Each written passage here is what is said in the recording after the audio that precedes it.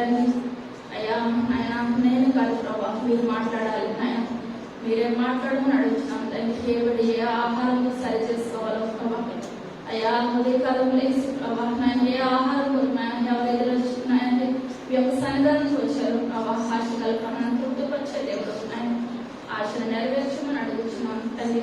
అయ్యా మీరు మాట్లాడండి అయ్యా, మీరు మాట్లాడకపోతే మట్టిదాన్ని కావాలి, నేను ఎందుకు పనికిరాను అయ్యా. నన్ను దీవించండి, ఆస్వాదించండి అయ్యా. చెప్పగలడానికి నాయన మీ కృపను ధన్యతలు దయచేయండి.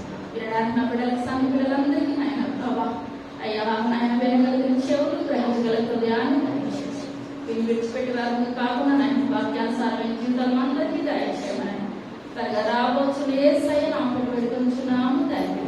ఆమేన్. హల్లెలూయా.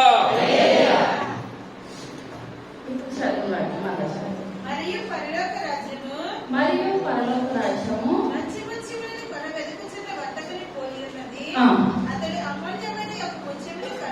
ముత్యమును కనుగొని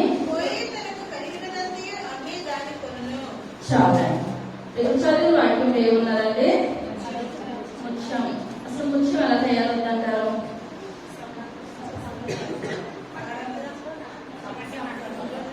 సముద్రంలో నత్త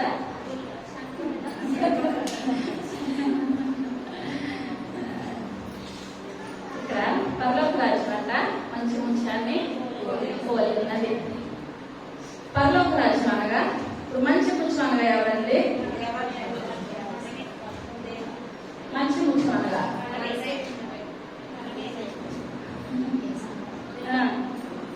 మంచి ముత్యం అనగా నువ్వేమన్నామండి? మనమే. దేవుడి నామానికి వందనాలు. మంచి ముత్యం అనగా ఎవరు? మనమే. అనండి నేనే. ప్రతి ఒక్కరు నేనే. మంచి ముత్యం అనగా నేనే. వర్తకుడు ఎవరు? యేసయ్య. తర్వాత అమూల్యమైన ముత్యం ఎవరండి? అమూల్యమైన ముత్యము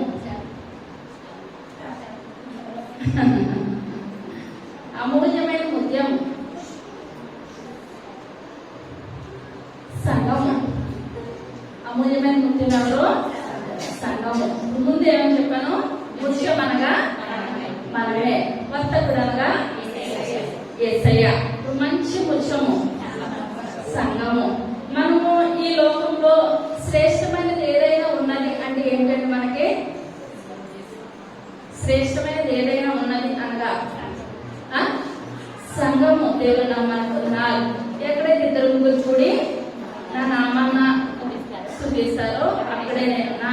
1000 మంది ఉంటే సంఘము కాదు, తక్కువ ఉంటే ఏది కాదు. ఇద్దరు ముగ్గురు దేవుని నామంలో స్తుతించాలి, గణపరచాలి. ఎక్కడైతే ఇద్దరు ముగ్గురు కూడి నా నామాన్ని కీర్తిస్తారో అక్కడ నేను ఉంటానని సెలవించిన దేవుడు మన గొప్ప దేవుడు. సంఘానికి మించింది ఒక లోకంలో ఏది కూడా లేదు. ఆదికాండము 22వ అధ్యాయము 15వ వచనం. నేను నిన్ను ఆశీర్వదించి ఆకాశ నక్షత్రముల వలెను సముద్ర తీరమందలి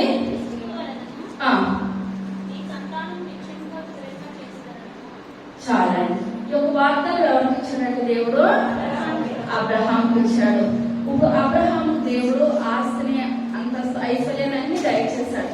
అన్ని దయచేసి సంతానాన్ని అప్పటికి ఇంకా ఇవ్వలేదు. ఇవ్వకపోతే అబ్రహాము దేవుడితో అంటున్నాడు, ప్రభా నాకు ఎంత ఆస్తి ఏమున్నది, ఈ యొక్క అనుభవించడానికి నాకు కొడుకున్న సంతానం అయితే నాకు తెలియదు కదా. ఇదంతటికీ ఒక యజమానులు ఎవరో తెలియాల్సిందే కదా. ఈ యొక్క నా ఆస్తికి వారసులని అబ్రహాం అంటుంటే దేవుడు అంటున్నాడు, అబ్రహామా నువ్వు అలా కాదు. ఇప్పుడు నక్షత్రాలు చూపిస్తున్నాడు. ఆ నక్షత్రాలు నువ్వు లెక్క పెట్టగలుగుతావా అని చెప్పినప్పుడు నక్షత్రాలు మనం లెక్క పెట్టగలుగుతామండి? మాత్రం కూడా లెక్క పెట్టలేము. తర్వాత మళ్ళా శ్రేణువులు చూపిస్తున్నాడు దేవాతి దేవుడు. అయితే ఎవరికి? అబ్రహాంకి. ఆ శ్రేణువులు లెక్క పెట్టగలుగుతామంటారు. ఈ శ్రేణువుల్ని మనం ఎంత మాత్రం కూడా లెక్క పెట్టలేము. నీ యొక్క సంతానాన్ని నేను అటు రీతిగా నేను విస్తరింప చేస్తాను అని దేవాతి దేవుడు అబ్రహాంతో మాట్లాడుతున్నాడు. ఇప్పుడు అబ్రహాంతో మాట్లాడినప్పుడు ఇప్పుడు అబ్రహాంకి ఇప్పుడు ఇచ్చిన వాగ్దానం దేవుడు నెరవేర్చాడంటారా? దేవుడు ఇచ్చిన వాగ్దానాన్ని నెరవేర్చాడు. మన యొక్క పరలోక రాజు మనము మంచి ముత్యం గురించి మనం చెప్పుకున్నట్లయితే ఆ యొక్క మంచి ముత్యము ఎలా ఏర్పడుతున్నారుగా, ఇప్పుడు మనం సముద్రం దగ్గరికి వెళ్ళామనుకోండి, ఏదైనా గులకరాళ్ళు కావాలి అని చూసుకుంటే ఆ ఒడ్డున మనకి ఏం తగ్గుతాయి? గులకరాళ్ళు చాలా ఉంటాయి. మనకి ముత్యాలు కావాలంటే లోపలికి వెళ్ళిపోవాలి, సముద్రము లోపలికి వెళ్ళిపోవాలి. ఇప్పుడు బయట ఉన్నాయన్నీ కూడా ముత్యాలు అయిపోతాయా? ఎంత మాత్రమును కానే కాదు. మనము కూడా దేవుని సన్నిధిలో లోతైన మర్మాలకి, లోతైన అనుభవాలకి ఏం చేయాలంటే మనం వెళ్ళాలి. ఎంత లోతుగా వెళ్తే దేవుని వాక్యం మనకు అంత ముత్యాలు మనకి దొరుకుతూ ఉంటాయి. ఇప్పుడు సముద్రంలో ఆల్చెప్ప ఉంటది కదా, ఆల్చెప్ప. ఇప్పుడు ఆల్చెప్ప ఏం చేస్తుందంటే అది ఒక్కొక్కసారి నోరు తెరుస్తుంది. ఏం చేస్తుందండి? నోరు తెరుస్తుంది. ఎప్పుడైతే ఇలాగ నోరు తెరిచిందో, నోరు తెరిచినప్పుడు అందులోకి ఇసుక రేణువులు వెళ్ళిపోతాయి. ఆ ఇసుక రేణువులు వెళ్ళిపోయినప్పుడు అది వెంటనే మూసేసుకుంటది అనమాట ఆల్చెప్ప. అది వెంటనే మూసేసుకున్నప్పుడు అది తట్టుకోలేదు, ఆ ఇసుక రేణువుల్ని తట్టుకోలేక ఇప్పుడు ఏం చేయాలంటే అది బయటికి పంపించడానికి ఆ యొక్క ఆల్చెప్ప చాలా ప్రయత్నం చేస్తూ ఉంటది. ఎందువల్లంటే దానికి నొప్పి పుడుతుంది అనుకుంటా. అది బయటికి పంపించాలని ఎదురు చూస్తుంది. కానీ ఒక్కసారి అందులో పడినది బయటికి ఎంత మాత్రం కూడా రానే రాదు. అది బయటికి రాలేని స్థితిలో ఇప్పుడు అది ఏం చేస్తుందంటే, మన కంట్లో కానీ ఇసుక పడింది అనుకోండి, ఉంచుకుంటామా? మనుషులం కాబట్టి తీసుకుంటాం, లేకపోతే ఇంటికి రాకపోతే డాక్టర్ దగ్గరికి వెళ్తాం. కానీ ఇప్పుడు ఈ ఆల్చిప్ప ఉంచేసుకుంటే మనం ఉంచేసుకోగలుగుతామా? ఎంత మాత్రం కూడా మనం ఉంచుకోలేం. ఈ యొక్క ఆల్చిప్ప కూడా అందులో పడిన ఆ యొక్క ఇసుక రేణువులు ఏం చేయలేదండి, భరించలేదన్నమాట. ఎంత చెప్పినా భరించలేదు. ఆ యొక్క భరించలేని స్థితిలో అది ఒక్కొక్కసారి ఏం చేస్తుందంటే తన శరీరంలోని స్రావాలను ఏం చేస్తుందండి, బయటకి విడుదల చేస్తూ ఉంటది. తన శరీరంలో ఉన్న స్రావాలు ఒక్కొక్క స్రావం ఏం చేస్తుందంటే ఆ యొక్క ఆల్చిప్ప బయటకి వదిలేస్తూ ఉంటది. వదిలేసినప్పుడల్లా ఆ యొక్క ఇసుక రేణువు ఏమవుతుంది, ఒక్కొక్క పొర ఆ యొక్క పొరలను బట్టి మంచి ముత్యము ఏర్పడుతుంది. ఇప్పుడు అది స్రావాలు విడుదల చేయకపోతే ముత్యం ఏమాత్రం కూడా ఏర్పడదు. ఇప్పుడు ఆ స్రావాలు ఒక్కొక్క స్రావం ఇప్పుడు ఏం చేస్తుంది, ఆ యొక్క ముత్యము విడుదల చేస్తూ ఉంటుంది. ఆ యొక్క విడుదల చేస్తున్నందుకు ఆ యొక్క స్రావాన్ని బట్టి ఆ యొక్క ముత్యము తయారవుతుంది. ఇప్పుడు తయారైన ముత్యాన్ని ఇప్పుడు మనం ఎవరు కూడా అది వేరు చేయలేము. ఇప్పుడు మనం ఎవరు అండి, ముందు మనం ఎవరు, ఇసుక రేణువు. దేవుని నామానికి వందనాలు. ముందు మనం ఎవరము, ఇసుక రేణువు. ఆ యొక్క ఇసుక రేణువు లాంటి జీవితం. అందుకనే దేవుడు అబ్రహాంతో ఏమని చూపించాడు, ఇసుక రేణువులు చూపించాడు. అక్కడ సముద్రం దగ్గరికి వెళ్లి ఇసుక రేణువుల్ని నువ్వు లెక్క పెట్టగలుగుతావా? ఇప్పుడు మనం ఒక్కొక్క రేణువు ఇప్పుడు అది ఆల్చిప్పలోకి వెళ్ళిన తర్వాత ఒకసారి ఒకే ఇసుక రేణువు వెళ్ళొచ్చు, చాలా ఎక్కువ వెళ్ళొచ్చు. ఇప్పుడు మన సంఘంలో ఒకరే రావచ్చు, చాలా మంది రావచ్చు. ఆల్చిప్ప ఏం చేస్తుందండి, విడుదల చేస్తున్నది, బయట గెంటేలని అనుకుంటుంది. కానీ సంఘంలోకి వచ్చిన దేవుడు మనల్ని ఏం చేయడు, బయటకి ఏ మాత్రం కూడా గెంటడు. ఆల్చిప్ప అయితే గెంటడానికి విడుదల చేస్తుంది. గెంటలేని స్థితిలో ఆయన నొప్పిని భరించడానికి ఏం చేస్తుంది, స్రావాన్ని విడుదల చేస్తుంది. కానీ మన దేవుడు ఏం చేయలేడంటే మనల్ని, సంఘంలోకి వచ్చిన మనల్ని ఏమాత్రం కూడా ఆయన బయటకి విడుదల ఎంత మాత్రం కూడా చేయలేడు అనమాట. చేయకపోతే స్రావాలను ఎలాగా ఆల్చిప్ప విడుదల చేస్తుందో, ఏసై రక్తం ద్వారా ఏసై మనల్ని ఏం చేస్తున్నాడు, మళ్ళీ కడుక్కుంటున్నాడు అనమాట. ఆయన కడగడం ద్వారా మనకి ఏమొస్తుంది, స్వస్థత వస్తుంది, సంతోషం వస్తుంది. మన జీవితాల్లో ఆనందము, సమాధానం అన్ని కూడా. అర్థమైందంటారా? మంచి ముత్యం ఎలా ఏర్పడిందో, ఆ యొక్క మంచి ముత్యం ఏర్పడడానికి ఆ యొక్క ఆల్చిప్ప ఎంత శ్రమ పడుతుందో, మన దేవాది దేవుడు కూడా మన ఒక్కొక్కరిని రక్షించుకోవడానికి, మనందరి గురించి కూడా పరలోకాన్ని విడిచిపెట్టి దేవాది దేవుడు ఈ యొక్క లోకంలో మన దగ్గరికి వచ్చాడు. 2 కొరింథీయులకు రాసిన పత్రిక 5వ అధ్యాయం 17వ వచనం.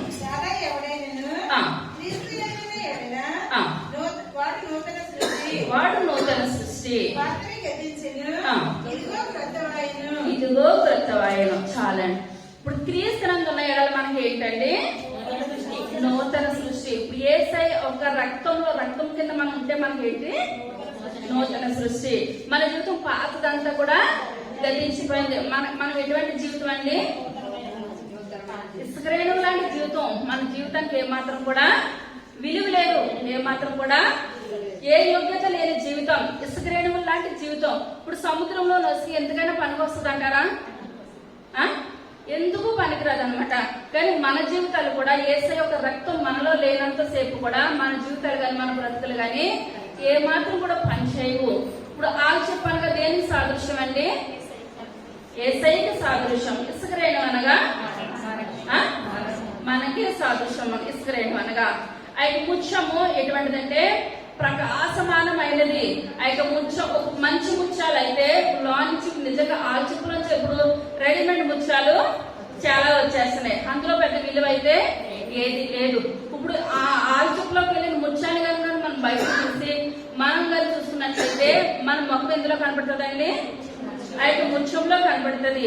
అటువంటి ప్రకాశమానమైన జీవితం ఏం చేస్తుంది? మంచి ముత్యం ఇస్తుంది. మనం ఇప్పుడు యేసయ్య రక్తంలో కడగబడిన తర్వాత ఇప్పుడు మనలో ఎవరు కనపడాలి?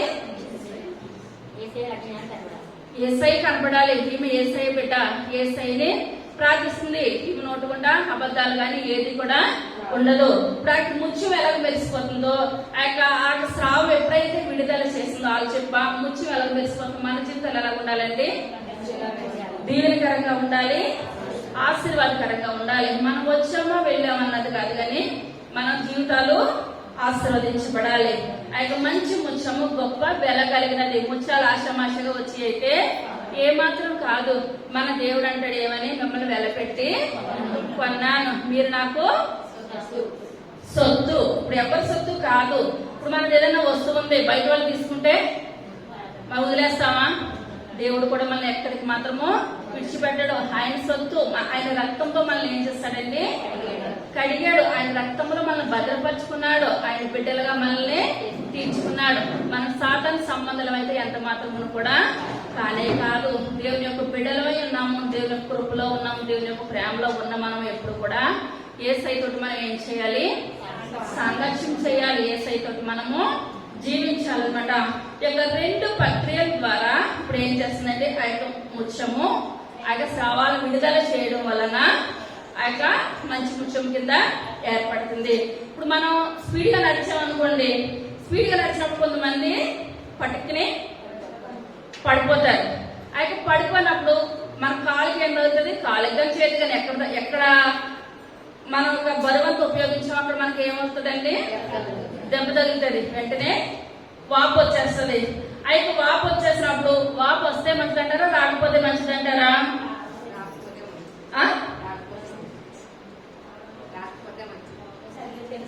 రాకపోతే మంచిదా?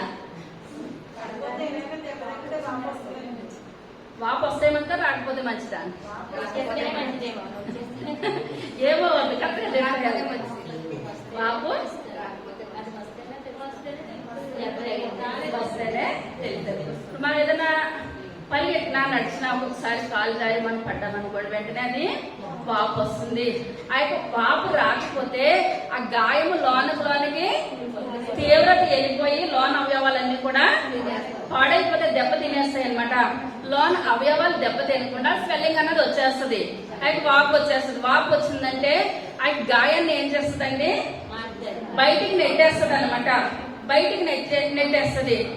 మనం వేరే రకంగా చూసుకున్నట్లయితే ఇప్పుడు మనం వెళ్తాం, ముళ్ళు కానీ గాజు పెన్ కానీ ఏదైనా గుచ్చుకుంటది. అది గుచ్చుకున్నప్పుడు అది గుచ్చుకున్నది శరీరంలో ఉండగలుగుతుందా? శరీరం దాన్ని ఎప్పుడు కూడా బయటికి పంపించడానికే చూస్తుంది, కానీ శరీరంలో ఉంచడానికి ఎంత మాత్రం కూడా చూడదు. అలాగా ఇంకో ఆల్చిప్ప కూడా ప్రే చేస్తుందండి. తన శరీరంలో పడిన ఇసుక రేణువులు ఎప్పుడు కూడా బయటికి పంపించేయాలి ఇదే చూస్తుంది. కానీ మన దేవాదేవుడైతే మన కొరకు ఏం చేస్తున్నాడండి? తన యొక్క ప్రాణాన్ని పెట్టి ఆయన యొక్క రక్తాన్ని చివరి బొట్టు వరకు కూడా మనందరి కొరకు ఆయన మన కొరకు చిందించాడు అనమాట. ఇప్పుడు సముద్రము అనగా ప్రకటన గ్రంథము 17వ అధ్యాయము 15వ వచనం. మరియు అందుగా నాతో ఇలాగ చెప్పాను,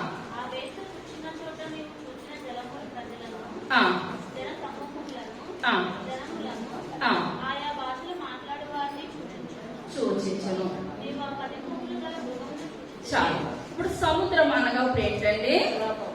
లోకము. ఆ యొక్క లోకంలో ఆ యొక్క ఇసుక రేణువులు మనమే. ఇప్పుడు దేవాదేవుడు ఎవరి గురించి మాట్లాడుతున్నాడు? మన గురించే మాట్లాడుతున్నాడు. మరి సముద్రపు జలాలు జన సమూహాన్ని ఇప్పుడు ఏం చేస్తుందండి? చూపిస్తుంది అనమాట. ఇప్పుడు క్రీస్తునందున్న ఎడల నూతన సృష్టి.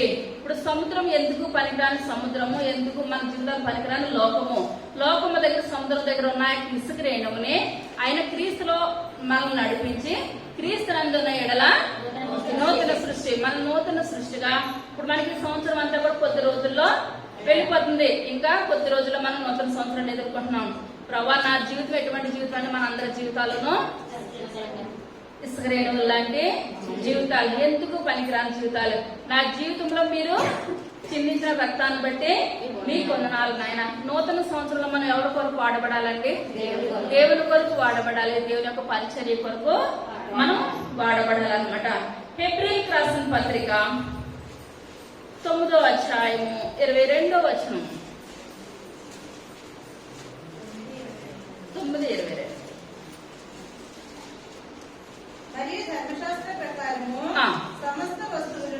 సమస్త వస్తువులను రక్తం చేత శుద్ధి చేయబడిననియు రక్తము చిందింపకుండా పాప క్షమాపణ కలుగుదనియు సామాన్యంగా చెప్పవచ్చును. పరలోకమందున వాటిని పోలిన వస్తువులు ఇంటి బలుల వల్ల శుద్ధి చేయబడవలసి ఉండేను కానీ పరలోక సంబంధమైన వీటి కంటే శ్రేష్టమైన బలుల వలన శుద్ధి చేయబడవలసి ఉండెను. అందువల్ల నిజమైన పరిశుద్ధ స్థలమును పోలి హస్తకృతమైన పరిశుద్ధ స్థలములలో క్రీస్తు ప్రవేశింపలేదు కానీ ఇప్పుడు మన కొరకు దేవుని సముఖమందు కనబడటకు చాలా. ఇదంతా కూడా మీరు ఇంటికి చదువుకోండి. ఇప్పుడు దీనికి ఏంటంటే రక్తము చిందించకుండా ఇప్పుడు మనకి ఏం లేదు, మన పాపానికి క్షమాపణ ఎంత మాత్రం కూడా లేదు.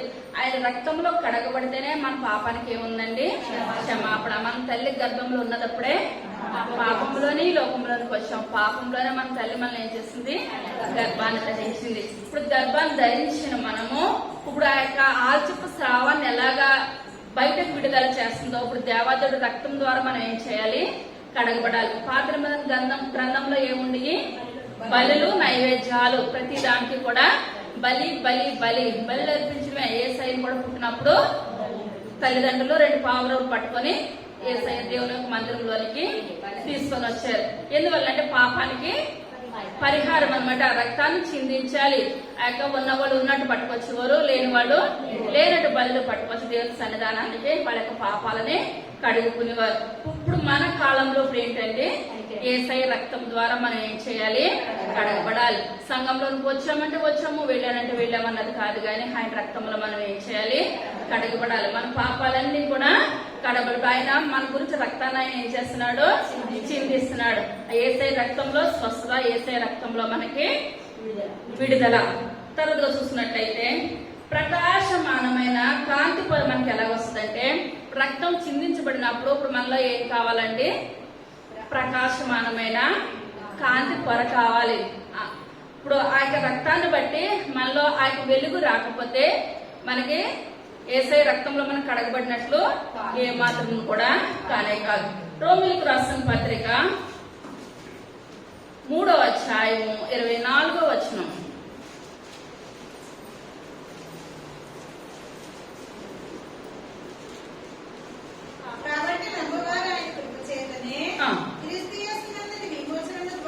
విమోచనము ద్వారా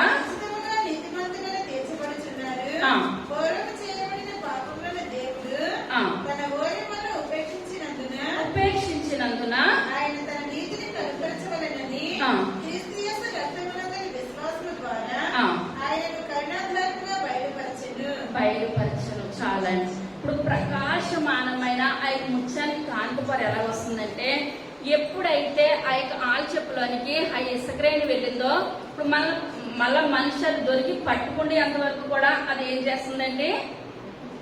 ఇంకెప్పుడు స్రావాలది విడుదల చేస్తున్నది. ఆ విడుదల చేసే కొద్ది కూడా సైజ్ ఏమవుతుంది?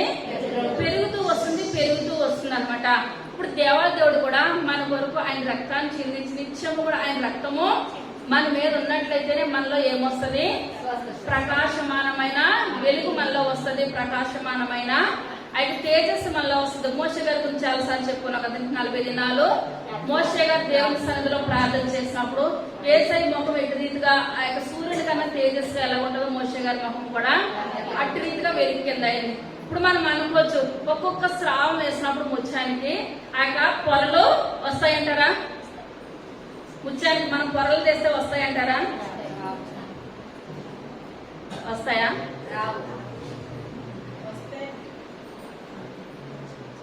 వస్తాయా? ఆ ముత్యంలో ఒక్కొక్కసారి కడగబడి కొద్ది పొరలు రావు. అదే మనం ఉల్లిపాయ చూసుకున్నాం అనుకోండి, పొరలో చివరి వరకు కూడా వస్తానే ఉంటది. ఇప్పుడు ముత్యం మనం ఎంత తీసినా సరే లోన ఇసుక రేణువు కనపడదు, పొరలు కూడా ఎంత మాత్రము కనపడదు అనమాట. కనపడలేని స్థితిలో ఆ ముత్యం ఏం చేస్తుంది? స్రావాలని అందుమీద విడుదల చేస్తూ ఉంటుంది. మనము కూడా యేసయ్య రక్తంలో కడగబడిన మనము బయటకు రాలేని స్థితిలో యేసయ్యలో మనం ఏం చేయాలండి? అతుకుపడిపోవాలి. అటు ఇటు ఉన్నామనుకోండి, ఏం చేస్తాము? లోనికి బయటికి ఊగిసలాడతాం అనమాట. మన జీవితాలు, మన బ్రతుకులు ఆ విధంగా ఎంత మాత్రం కూడా ఉండదు. యేసయ్య రక్తంలో కడగబడిన మనం యేసయ్య శరీరంలో మనం ఏం చేయాలండి? అతుకుపడిపోవాలి. అమూల్యమైన ముత్యం మనకు. ఇప్పుడు మనందరం కూడా ఇప్పుడు సంఘంలో మనం ఏం చేయాలి? అతుకుపడాలి. అతుకుపడిన మనల్ని దేవాదేవుడు దగ్గర నుంచి మనల్ని ఎవరు కూడా ఎడబాయి లేదనమాట, తీయలేదనమాట. పరమ గీతాలు 1వ అధ్యాయము 6వ వచనం.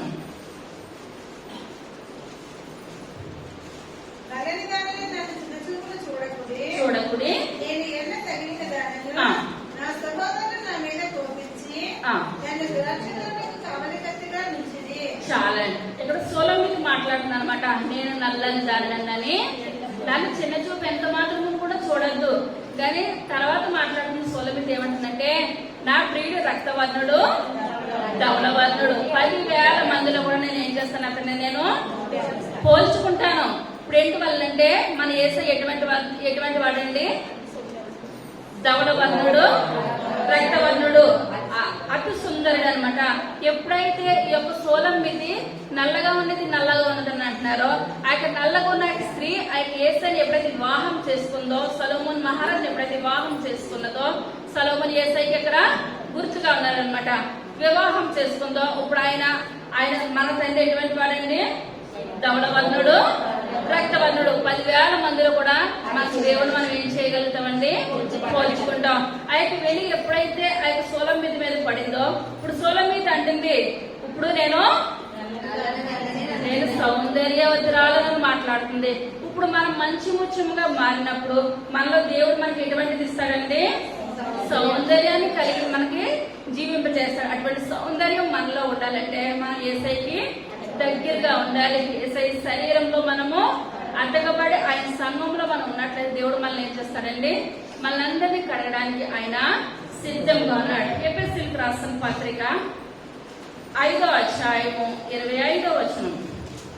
పురుషులారా, మీరును మీ భార్యలను ప్రేమించుడి, అటువలే క్రీస్తు కూడా సంఘమును ప్రేమించి అది కళంకమైనను ముడతయైనను అట్టిది మరి ఏదైనాను లేక పరిశుద్ధమైనది గాను నిర్దోషమైనది గాను మహిమగల సంఘము గాను ఆయన తన ఎదుట దానిని నిలువబెట్టుకొనవలెనని వాక్యముతో ఉదక స్నానము చేత దానిని పవిత్రపరిచి పరిశుద్ధపరచుటకై దాని కొరకు తను తాను అప్పగించుకొనెను.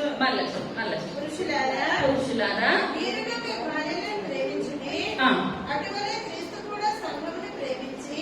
క్రీస్తు దేన్ని ప్రేమించాడండి? సంఘాన్ని ప్రేమించాడు అనమాట. ఇప్పుడు మనము ఆ యొక్క స్త్రీ అని కాదు, పురుషుడు అని కాదు, మనందరం కూడా ఆల్చెప్పులో మనము ఉన్నామన్నమాట. మనందరం కూడా ఆ యొక్క వధువు సాదృశ్యము, వరుడుగా యేసయ్య లోకంలోనికి రాబోతున్నాడు. కానీ ఇప్పుడు మనం ఎలా ఉండాలి? సిద్ధపడి ఉండాలి. తర్వాత కళంకమైనను ముడతయైనను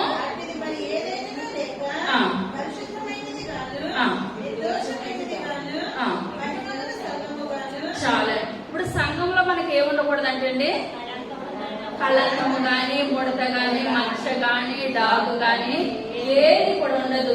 ఏది ఉన్నా సరే ఇప్పుడు మనం ఆ యొక్క ఆల్చెప్పి ఎలాగైతే గెలుతుందో ఇప్పుడు మన దేవుడు ఆ యొక్క రక్తమైన శరీరం మన మీద పడాలంటే మనలో ఏముండకూడదండి, కలంకం గాని, ముడత గాని, మచ్చ గాని, దాగు గాని అది ఏది కూడా మన శరీరంలో ఏమాత్రం కూడా ఉండదు.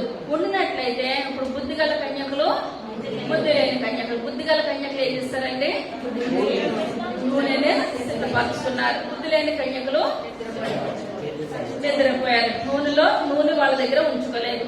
ఆ తండ్రి వచ్చాడంటారా, వచ్చినప్పుడు బుద్ధిగల కన్యకులు ఎత్తపడిపోయారు. బుద్ధి లేని వాళ్ళు ఈ లోకంలోనే మిగిలిపోయారు. ఇక్కడ చూసుకున్నట్లయితే ఇప్పుడు సంఘంలో మనము మళ్ళీ ఏముండద్దండి, ముడత గాని, కళంకం గాని, మచ్చ గాని అటువంటిది ఏది ఉన్నా సరే దేవుడు మనం ఈ లోకంలోనే విడిచిపెట్టేస్తాడు. మనం ఆయనతో ఎత్తపడాలనంటే సంఘంలో మనం ఎలా ఉండాలి, పరిశుద్ధంగా ఉండాలన్నమాట. రాబోయేవాడు దేవుడు, గొప్ప దేవుడు. ఆయన ముత్యం ఎలా మెరిసిపోతుందో ఏసై మన జీవితాలు, మన బ్రతుకులు కూడా ఏసైలో అట్టి రీతిగా జీవించాలి కదా.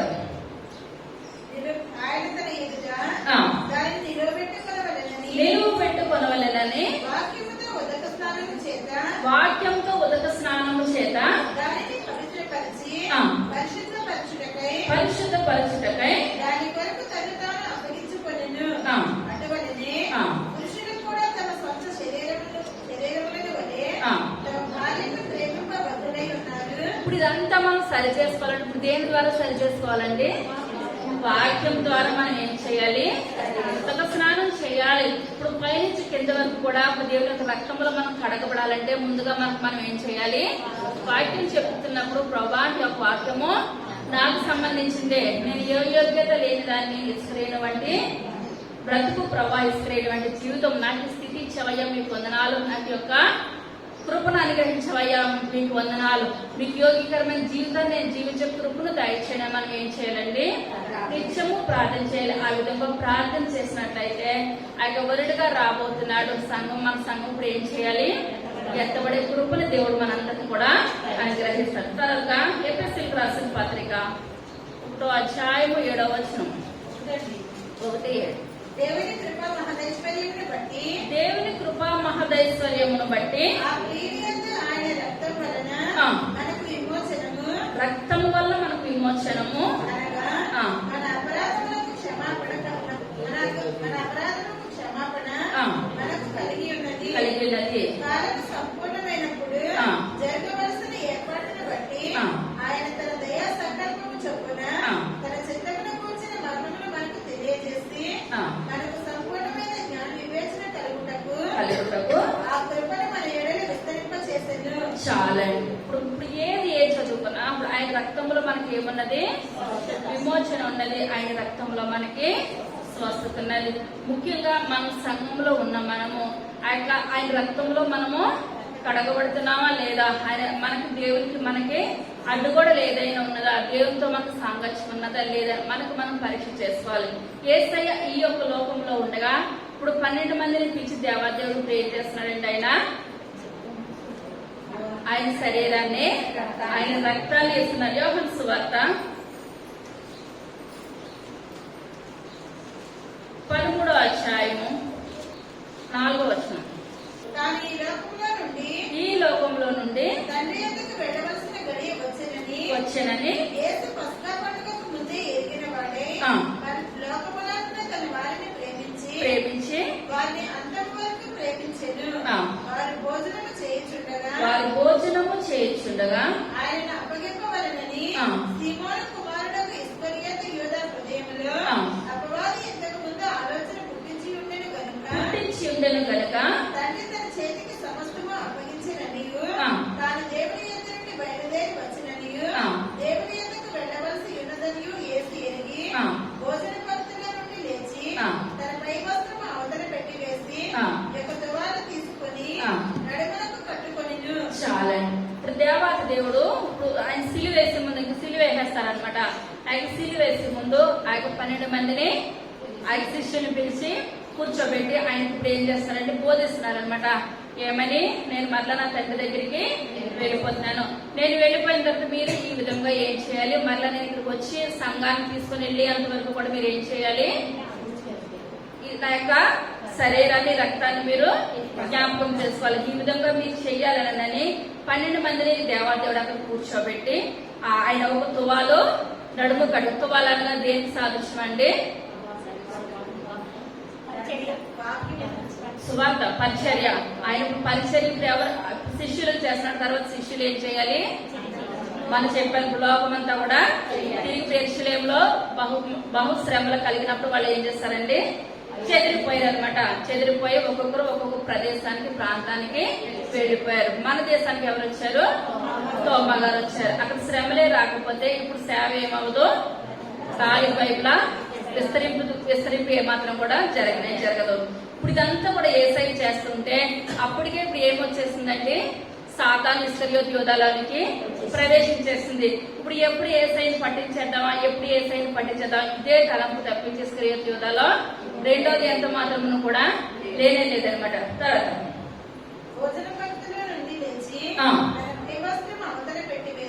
అవతల పెట్టి వేసి నడుమునకు కట్టుకునేను. శిష్యులు పాదములు కడుగుటకును ఇప్పుడు చేయించు ఆయన సీమోను పేతురు మీదకు వచ్చినప్పుడు అతడు ప్రభువా నీవు నా పాదములు కడుగుదువా అని ఆయనతో అనెను. అందుకు యేసు నేను చేయించినది ఇప్పుడు నీకు తెలియదు కానీ ఇక మీదట తెలుసుకుందామని అతనితో చెప్పగా పేతురు నీవెన్నడూ నా పాదములు కడుగరాదని ఆయనతో అనెను. అందుకు యేసు నేను నిన్ను కడుగని ఎడల నాతో నీకు పాలు లేదనెను. సీమోను పేతురు ప్రభువా నా పాదములు మాత్రమే కాక నా చేతిలో నా తల కూడా కడుకోమని ఆయనతో చెప్పాను. చాలా దేవుని నామాన్ని పొందనాలి. ఇప్పుడు యేసయ్య ఆ యొక్క ఆయన శరీరాన్ని రక్తాన్ని ఇస్తూ అక్కడ 12 మందిని కూడా వాళ్ళ కాళ్ళుగా పళ్ళెంలో పెట్టి ఇప్పుడు 12 మందిగా ఇప్పుడు ఏం చేస్తున్నారండి? పాదాలు కడుగుతున్నారు దేవాదేవుడు. పాదాలు ఒకరికి కడిగి మళ్ళా తువాలతో ఏం చేస్తున్నారు? ఒక్కొక్కరు పాదాలైనా తుడుస్తా ఉన్నారు. ఆయన తుడుస్తున్న సమయంలో ఆయన పేతురు అంటున్నారు ఏమని?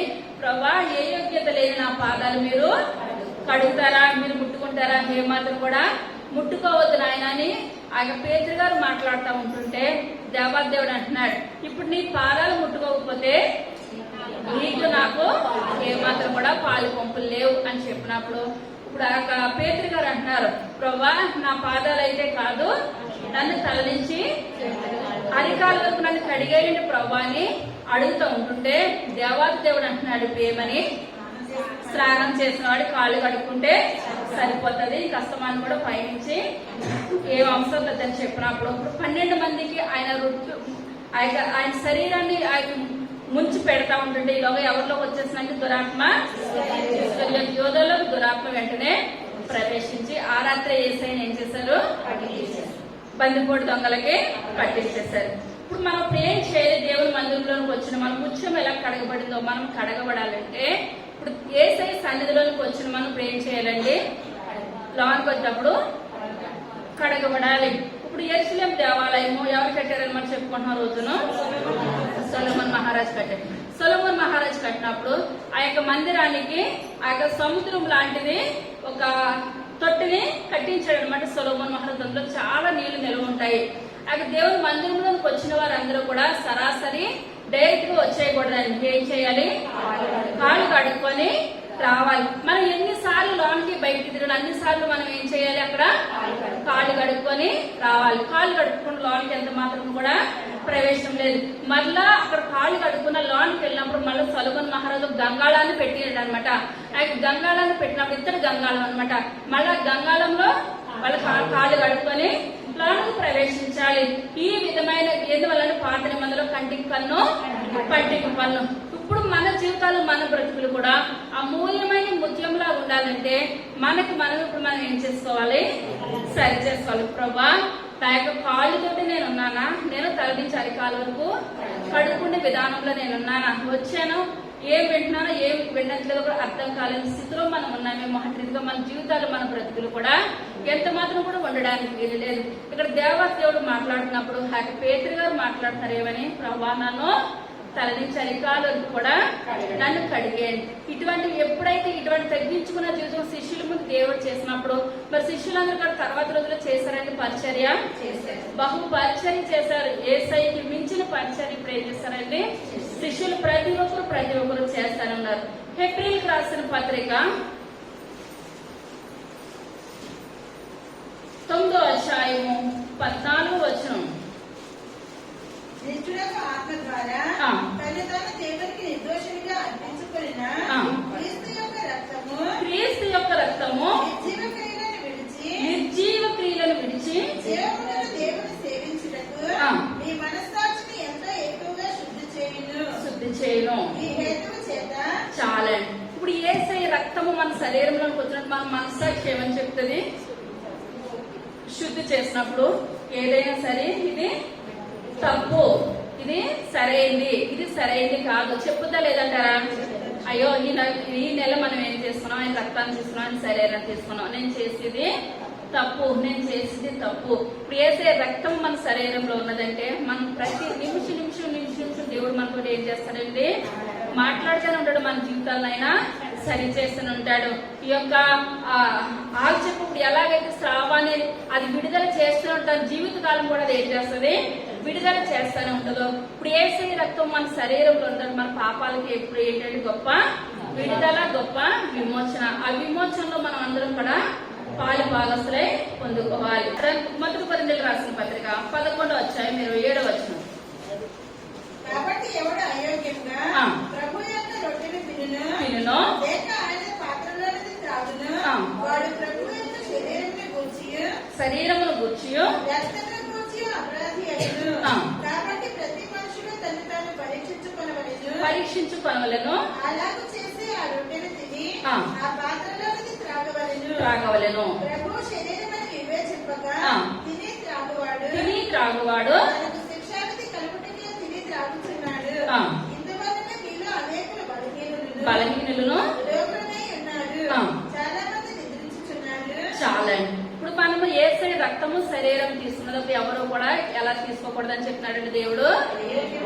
అవివేకంతో ఎవరు కూడా తీసుకోకూడదు. ఆయన రక్తం అని మనం తీసుకోవాలి, ఆయన శరీరం అని తీసుకోవాలి. మనకి ఎగ్జాంపుల్ ఇస్కరియోతు యోధయే ఇప్పుడు అవివేకంగా తీసుకున్నాడు, చివరికి ఉరి పెట్టుకొని చనిపోయాడు. తన కుటుంబం పాడైపోయింది, తన బ్రతుకు పాడైపోయింది, కుటుంబానికి కూడా ఎందుకు పనికిరాని జీవితంలోనికి అయిపోయింది.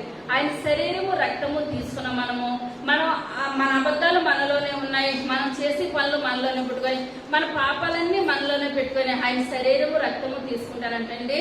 ఆ రక్తం ద్వారా శరీరం ద్వారా ఇప్పుడు మనకి ఏమవుతుందంట, అనారోగ్యం వచ్చేస్తుందంట, రోగము దినదినము కూడా మన సంపాదన అంతా ఎక్కడికి వెళ్ళిపోతుంది, సిల్లు సంచి రోజున డాక్టర్ దగ్గరికే వెళ్ళిపోతుంది అనమాట. ఎప్పుడు మన నోటంటే ఏమొస్తుంది, బాగోలేదు. ఇదే మాట తప్పించి రెండోది ఎంత మాత్రం కూడా లేదు.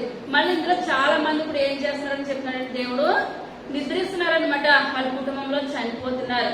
కానీ మన పాపం మన దగ్గర పెట్టుకుని బయట వాళ్ళకి తెలవని వాళ్ళు ఏమనుకుంటారు, తెల్లారైతే గుడి అంటే గుడికి వెళ్ళిపోతుంది. మరి మీకేంటి ఇటువంటి శ్రమలు వస్తున్నాయి, మీకేంటి ఇటువంటి ఇబ్బందులు వస్తున్నాయి, మీరేంటి అప్పుల పాలు అయిపోతున్నారు, మీరేంటి అనారోగ్యాలు అయిపోతున్నారు అని లోకం ఏం చేస్తుందని తెలవలేని వాళ్ళు నానా రకాలుగా అనుకుంటారు. మన దేవుడి నామానికి అవమానం తెస్తాం. కానీ మన శరీరము రక్తమని మనం ఏం చేయాలి, గ్రహించి తీసుకోవాలి. గ్రహించి తీసుకున్నట్లయితే మన కుటుంబంలో నెమ్మది కలుగుతుంది, శాంతి కలుగుతుంది. కానీ మన పాపాలు మనలోనే పెట్టుకొని ఆయన రక్తాన్ని శరీరాన్ని తీసుకుంటూ మనం ఎటువంటి వారు అవుతామండి, కుటుంబాన్ని అవమానం తెచ్చేస్తామన్నమాట. ఇప్పుడు లోతు భార్య ఏం చేసింది, వెనక్కి తిరిగింది. ఇప్పుడు మన రక్తము శరీరం తీసుకుని మనం ఏం చేయాలి, వెనక్కి ఎంత మాత్రం కూడా చూసే స్థితి మనకి ఏమాత్రం కూడా ఉండొద్దు. ఇప్పుడు వెనక తిరగడం దేవుడు చేసిన తప్ప, ఏం చేసిన తప్ప, ఆమె చేసిన తప్పు. కాబట్టి కుటుంబం అంతా కూడా ఎందుకు పనికి రాకుండా ఇది అయిపోయింది. ఇప్పుడు మన తప్పు మనలో పెట్టుకొని ఆయన శరీరం తీసేసుకొని ఆయన రక్తం తీసేసుకొని దేవుడు నాకు ఏం చేస్తాడు, ఒక అడుగు ముందుకేస్తుంటే 10 అడుగులు, చాలా మంది ఒకటి ముందుకేస్తే 10 వెనక్కి. ఎందుకు వచ్చేస్తున్నావు వెనక్కి, దేవుడు చేశాడంటారా మన తప్పు అంటారా?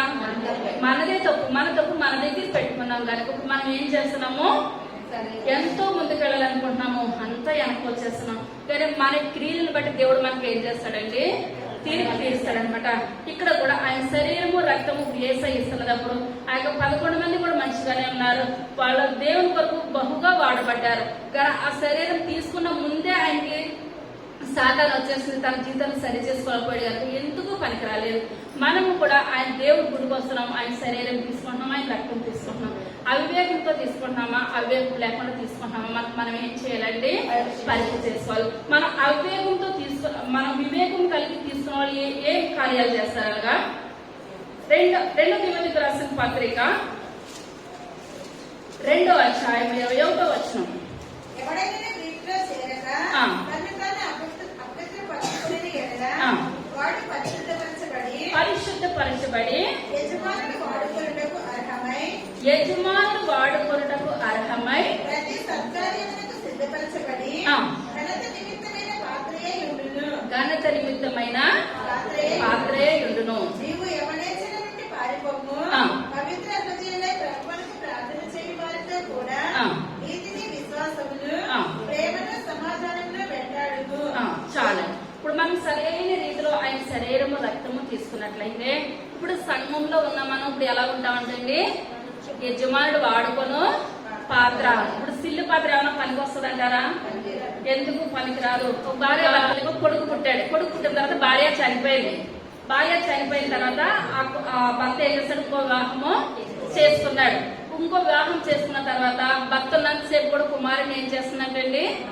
మంచిగానే చూస్తున్నాడు. భర్త అనుకుంటున్నాడు, అమ్మ నా పిల్లోడిని చాలా బాగా చూస్తుంది అనుకుంటున్నాడు. ఎప్పుడైతే తన డ్యూటీ విషయంలో వెళ్ళిపోతాడో ఏం చేస్తున్నాడంటే ఒక సిల్లు అడిపోయిన కుండను పెట్టి నీళ్లు మొయ్యేస్తుంది అనమాట. ఇది నిండి దాకా నువ్వు మోస్తే నీకు ఏం పెట్టను? అన్నం పెట్టనంటుందంట. ఆ కుమారుడు ఎంత పోసినా సరే కొండ ఏమాత్రం కూడా నిండి విధానము లేనే లేదు. రోజంతా మోస్తున్నాడు. ఆ చిన్నపిల్లడు తెలవట్లేదు ఆ యొక్క పగిలిపోయిన కుండని. ఆ కుండలో ఎంత పోస్తున్నప్పుడు ఈ నీరేమవుతుందండి? కింద నుంచి వెళ్ళిపోతుంది. ఒక రోజు ఎందుకు సడన్ గా వచ్చాడంటే భర్త వచ్చి చూస్తానికి ఏంటి అమ్మా అంటే నీళ్లు మోస్తున్నానంటే ఎప్పటి నుంచి మోస్తున్నానంటే ప్రొద్దున నుంచి మోస్తున్నానంటే ఇదేంటి మనకంత నీళ్ళు అవసరం ఏముంది? ప్రొద్దు నుంచి నువ్వు మోయవలసిన అవసరం ఏముంది? మీ అమ్మ లేదనంటే రోజు ఇలాగే మోస్తాను డాడీ కానీ ముందు చెప్పాడంటే కుమారుడు ఏమోను కొట్టేస్తాడు అనమాట. రెండో విధానం ఏది ఉండదు. అప్పుడు తన భార్యను ఏం చేస్తాడంటండి? గర్తించడం. ఇదే నీ పిల్లలైతే నువ్వు ఈ విధంగా చేస్తావా? నువ్వు చేసింది చాలా తప్పు. నువ్వు మంచిగా ఉండేటట్టయితే ఉండు, లేకపోతే నీ పుట్టిన నువ్వు వెళ్ళిపో. ఇప్పుడు మనము కూడా మన దేవదేవుడు కూడా మనతో మాట్లాడేది ఏంటంటే యజమానుడు వాడుకోవడానికి అర్హమైన పాత్రగా ఉంటేనే ఆయన మనల్ని ఏం చేస్తాడు? వాడుకుంటాడు. ఇప్పుడు ఎప్పుడైతే ఆయన శరీరము రక్తము మనం తీసుకున్నాక ఇప్పుడు ఆయన నడానికి ఎలాగైతే తువాలు కట్టుకున్నాడో పరిచర్య చేస్తారు. మనం కూడా ఏం చేయాలండి? పరిచర్య చేయాలి. పరిచర్యలు ఎన్ని రకాలని చెప్పాను మొన్న? 4 రకాలు. మొదటి పరిచర్య వ్యక్తిగత పరిచర్య, బహిరంగ పరిచర్య, స్వార్థ పరిచర్య, స్థానిక పరిచర్య. ఇప్పుడు మనం వాడబడాలి. 4 రకాలుగా మనం వాడబడాలనంటే ఇప్పుడు మన యజమానుడు వాడుకునే పాత్ర ఎలా ఉండాలి? అర్హమైన పాత్రగా ఉండాలి. అది తొనకడం కానీ బెనకడం కానీ నిండు పాత్ర ఏం చేయదండి? ఎంత మాత్రం కూడా తొనకదు. ఎల్తుగా ఉన్నది ఏం చేస్తుంది? ఊగుతానే ఉంటది. మనిషిని ఊపేస్తుంది, అది ఊగిపోతా ఉంటది. ఇక్కడ కూడా మనం యేసయ్య సన్నిధిలో మనం రక్తం ద్వారా కడగబడిన మనము ఆయన శరీరాన్ని రక్తాన్ని సరైన రీతిలో మనం తీసుకున్నట్లయితే మనం ఎవరికి ఉపయోగపడతామండి? యజమానుడు వాడుకునే పాత్ర. అదే మనం సరైన పాత్రగా లేవనుకోండి, గుడికి వచ్చిన కానీ కొంతమంది ముందుకు పడతారో వెనక్కి పడతారు. ఇంటి దగ్గర శుభ్రంగా పనులు చేసి వచ్చేస్తారు. రెస్ట్ ఎక్కడ? గుళ్ళనే. ఇంటికి వెళ్ళి రిమోట్ పట్టుకుంటారు అనమాట. ఏ సీరియల్ ఫాలో. ఇక్కడ మనం ఏం చేయాలి? దేవుని సన్నిధిలోకి వచ్చిన మనం అర్హమైన పాత్రగా వాడుకోవాలంటే యేసయ్య మీ యొక్క దినాన్ని వాక్యం ద్వారా నాతో మీరు ఏం మాట్లాడుతున్నారు? నాయన నా జీవితాలు సరిచేయండి, నా బ్రతుకులు సరిచేయండి. నేను కూడా మీ యొక్క చాలా మంది ద్రాక్ష రసాన్ని అలవాటు ప్రకారంగా తీసేసుకుంటారు. ఏమి కాదు, ఒక నెల తీసుకోకపోతే ఏమైపోతుందని తీసేసుకుంటున్నారు. మనం సరైన రీతిలో ఉంటేనే తీసుకోవాలి, లేకపోతే ఎంత మాత్రం కూడా దాన్ని శరీరాన్ని రక్తాన్ని ముట్టుకుంటే అర్హతే మనకు లేదు. ఆ రీతిలో మనం తీసుకున్నట్లయితే దేవుడు మనల్ని ఏం చేస్తాడండి? అర్హమైన పాత్రగా వాడుకుంటాడు. తర్వాతగా అపోస్తల కార్యాలు 2వ అధ్యాయము 41వ వచనం. కాబట్టి అతని వాక్యము అంగీకరించిన వారు బాప్తిస్మము పొందిరి.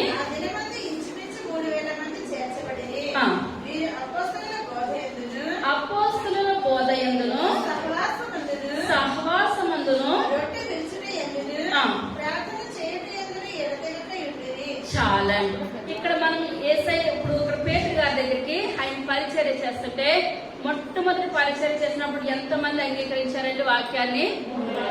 చాలా మంది వస్తున్నారు. 5 రొట్టెలు 2 చిన్న చేపలు పంచినప్పుడు ఆ యొక్క చిన్న పిల్లలు స్త్రీలు కాకుండా ఎంతమంది? 5,000 మంది. పురుషులే లెక్కకు వస్తారు కానీ స్త్రీలు చంటి బిడ్డలు ఏమాత్రం కూడా లెక్కకు రారు. ఇప్పుడు లెక్కకొచ్చిన 5,000 మంది. ఇప్పుడు 5,000 మందిలో కూడా ఆయన వాక్యాన్ని అంగీకరించి నేను బాప్తిసం తీసుకుంటాను అని కడగబడిన వాళ్ళు ఎంతమంది ముందుకు వచ్చారండి? 3,000 మంది ఆయన పురుషులు ముందుకు వచ్చారు. ఆయన 3,000 మంది ఇప్పుడు ఎటువంటి వారాలలో? అర్హమైన పాత్రలు అనమాట. ఎటువంటి వారండి? అర్హమైన పాత్రలు. ఇప్పుడు అర్హమైన పాత్రలు ఏ విధంగా ఉపయోగపడుతున్న తర్వాత అదే చదువుకున్నది. కాబట్టి అతని వాక్యం అంగీకరించిన వారు బాప్తిస్మము పొందిరి.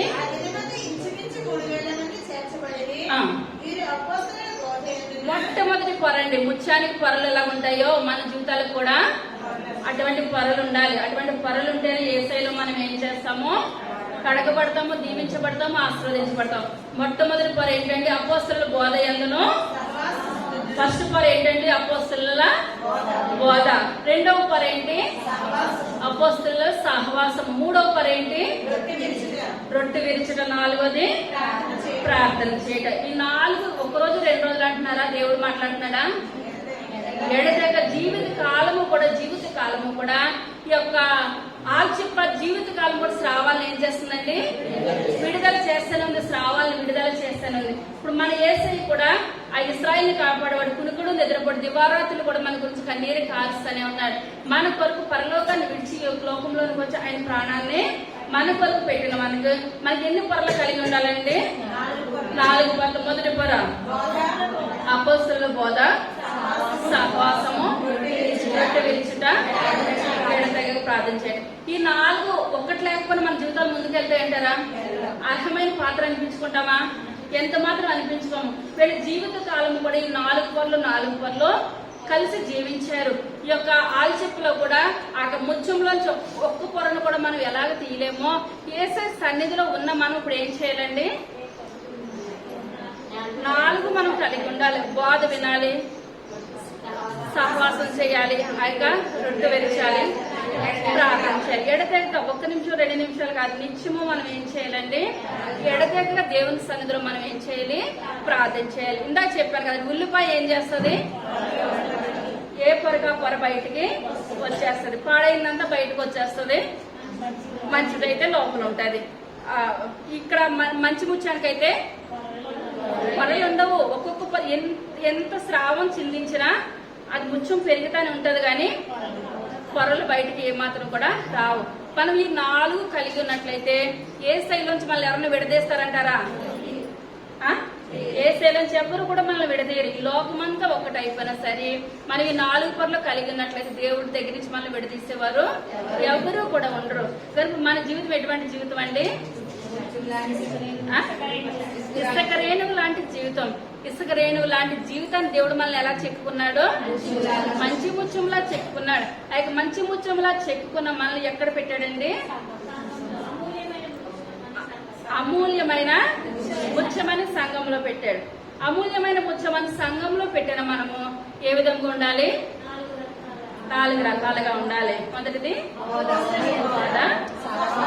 సహవాసము, విరుచుట, ప్రార్థన చేయటం. ఈ రకంగా ఉన్న మన దేవుడు అర్హమైన పాత్రగా సంఘంలో పెట్టినప్పుడు సాతాను మన దగ్గరికి వస్తుందంటారా? ఎంత మాత్రం కూడా ఏదో ఒక పొరుండు ఇంకొక పొర ఉండకపోతే సాతాను కంపల్సరీ వస్తుంది. ఈ 4 పొరలు కలిగి ఉన్న మన దగ్గర దుష్టుడు ఏమాత్రం కూడా ఏలుబడి చేయలేడు. కనుక మనం ఆ మంచి ముత్యంలాగా ఉండాలి. కడగబడాలంటే మనం ఏం చేయాలి? 4 మన జీవితాల్లో మన బ్రతుకులను కలిగినట్లయితే దేవుడు మన సంఘాన్ని ఎత్తబడే సంఘంగా మన సంఘాన్ని ఆశీర్వదిస్తాడు.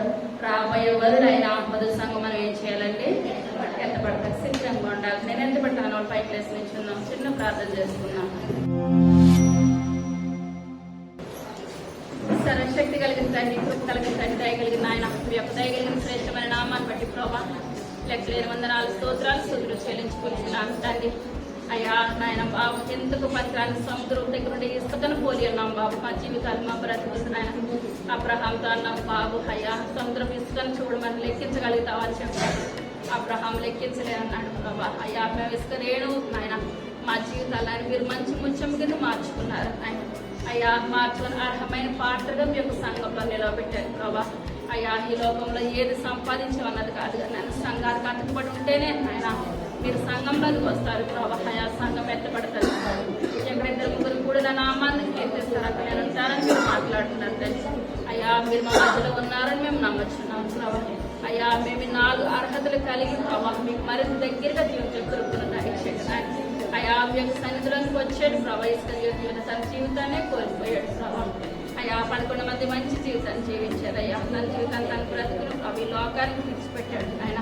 అయ్యా డబ్బు గురించి చూస్తున్నాడు ప్రభా. ఆయన వీటి నాణాల గురించి చూస్తున్నాడు తండ్రి. చివరికి తన కుటుంబాన్ని అవి ఎందుకు పనికి రాకుండా చేస్తున్నాడు ప్రభు. మా జీవితాలు మా బ్రతినట్టు ఉండదు ప్రభా. అయ్యా మేము మంచి ముత్యములాగా బాబు ఆయన మీ యొక్క సన్నిధిలో ఆయన ఒక దివిటీల వల్ల వెలిగిపుడుతున్న దయచేయండి ఆయన. అయ్యా అర్హమైన పాత్రలుగా మమ్మల్ని వాడుకోండి అయ్యా. మేము అయోగ్యంగా కానీ ఆయన బాబు మాలో మచ్చ కానీ కలకం కానీ ముడత కానీ ఏది ఉండదు ఆయన. అయ్యా మీరు నాయన బాబు మీరు వచ్చినప్పుడు తండ్రి ఆయన మేము హృదయమైన తలుపు తీసుకుని మీకు స్థానం ఇచ్చే గొప్ప భాగ్యాన్ని దయచేసి అయ్యా విన్న వాటి వృధాగా పోకుండా నాయన మా హృదయాల్లో భద్రపరుచుకునే గొప్ప భాగ్యాన్ని దయచేసి ఒక ఆరాధన నాయన మీరున్నారు నాయన. మీరు మాట్లాడే విధానాన్ని బట్టి మీకు ఉన్నారు. ఇంకా జరగబోయే కార్యక్రమాల్లో కూడా నాయన మీరే తోడుగా నెడుగా ఉండి మహిమగంత ప్రభావాలు పొందమని త్వరగా రాబోచిన ఏసై నామం పెట్టి వేడుకొంచున్నాము తండ్రి. హల్లెలూయా.